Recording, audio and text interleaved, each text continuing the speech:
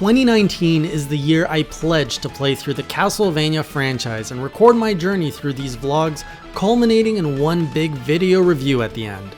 I'm now over 1/3 finished the Castlevania series, and for my 10th entry, we're doing Castlevania Legends for the Game Boy. Welcome back to the Castlevania Diaries. What a ride we've been on. It's been one of these, and now we're doing one of these. So of course, today we're going to be talking about Castlevania Legends, the last game on the Game Boy, and also it came out the same year as Symphony of the Night, which is interesting. Now a lot of people were telling me you don't need to play this game. Don't play this game because the story doesn't make sense apparently in the canon. I didn't pay too much attention to the story. I know that you play as this girl. The girl likes Alucard. They have a baby, and the baby's like Richter or something. I don't know. Point is, I needed to play this game to understand what were they doing with the mechanics at this point. So not quite sure when the last Castlevania, the Belmont's Revenge, came out, with the year differences, but there was a lot of differences in Castlevania Legends, and they did some things better here for the Game Boy platform, but there were a lot of setbacks as well. So what they did well, scrolling and text screens, like scrolling text, was sped up, which I know is a little thing, but it was a noticeable thing because in the other games it was so damn slow. I actually like that they put a little bit more speed there. The opening level, fantastic music. You know, you got the theme going, sounds good. Every song after that, complete garbage. It's like a little, it's a little 5-second loop that just eats away at your mind and drives you insane. I hated it. What else do we got? Other than that, they brought back the map, so you make your way through the castle. That's a plus. You got the whip mechanic. Oh, they used the Rondo of Blood trick here. I guess maybe Rondo of Blood. I forget which game they did it first, but basically your whip never shrinks, so you've always got the fully powered on whip, and you've got the little fireball that comes out of the whip, which was a staple to the Game Boy Castlevania games at that time. So that's a welcome change. Again, as I said in a few entries ago, having a single whip, I believe, lets designers make a better game because now they can actually design it around one length of whip versus 3 lengths of whips. What else do we have? I did like playing, honestly, I did like playing as a woman, which was just a change. And like Maria was a girl, so playing as Maria is not the same. But to play as a adult woman doing the whip, I don't know. Even though she was 8-bit, it was more appealing on the eyes, you know? Oh, this was the most troll-like Castlevania game so far. They would literally send you into rooms that were filled with monsters or filled with traps, only to give you a piece of turkey at the end and a dead end, so you had to go all the way back.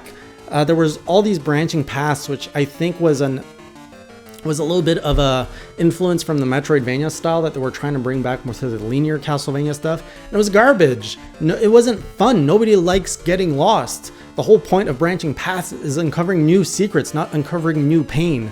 So they failed at that implementation. Another thing I noticed, so the Game Boy, when you think of the platform, it's a very limiting platform. You only have so much memory to work with, so much RAM, all that business. So the fact that there was so much diversity in the enemy design really surprised me. Like in the first level, I think I came across maybe half a dozen different enemies, which I was really astounded by. And actually, as I'm saying that now, I'm realizing they didn't bring back the eyeballs in this, which was a staple of the Game Boy Castlevania games, and I'm going to dock it points for that. I like those rolling eyeballs, and the fact that they weren't in this one, I kind of missed that. The power is different, so now instead of only having one power every time your secondary weapon, you only unlock it when you beat a boss, and then you have to select it from a menu, kind of like Mega Man. I didn't really like that. I barely used the secondary weapons. It was just weird. There was also some hidden items. There's like a sub-quest, but this game was so unappealing for me to play, specifically to listen to. I didn't like listening to it. So I never found any of those secondary items, but I guess it would be good for anyone who wanted more out of their game purchase, which, let's be fair, anyone who would have bought this game back then would have been happy to have more to do in the game.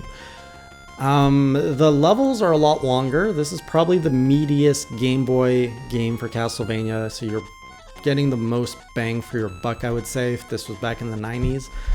But yeah, the music was by far the worst. By far the worst Castlevania game when it comes to music out of everything I've played so far.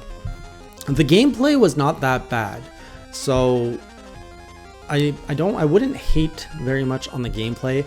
It's kind of your typical Castlevania game. It sits there with, I don't know.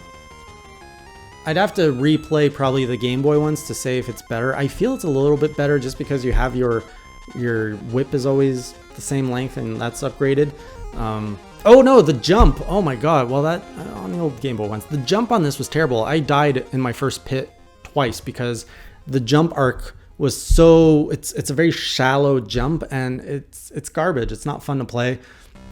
It was even more frustrating in my final boss with Dracula, where jumping is actually quite important, and this character is just moving across the screen so slow, and the boss is just like, and you can't do anything because you're slow, so you don't even feel empowered. You feel crippled just through the controls. So that was a frustrating experience, but that was the limit. I guess that was the limits back then. I don't know if they could have changed that. I feel like they could have. Overall though, is this a game I would go back to? No. Is it a game I'd recommend for you to pick up? I hear they're expensive if you're a collector.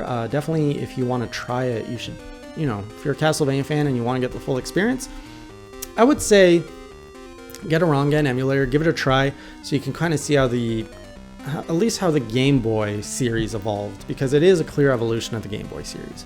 Otherwise, I'm glad we got another turd out of the way.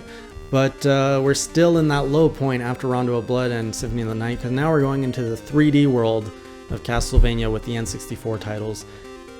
And most of the N64 games did not age well, so I'm really not looking forward to see what this is going to be like. I haven't touched a Nintendo 64 game since GoldenEye a few weeks back, and that was terrible, terrible. Not at all how I remembered it. But I'll see you guys on the next Castlevania Diaries, and until then, keep it classy.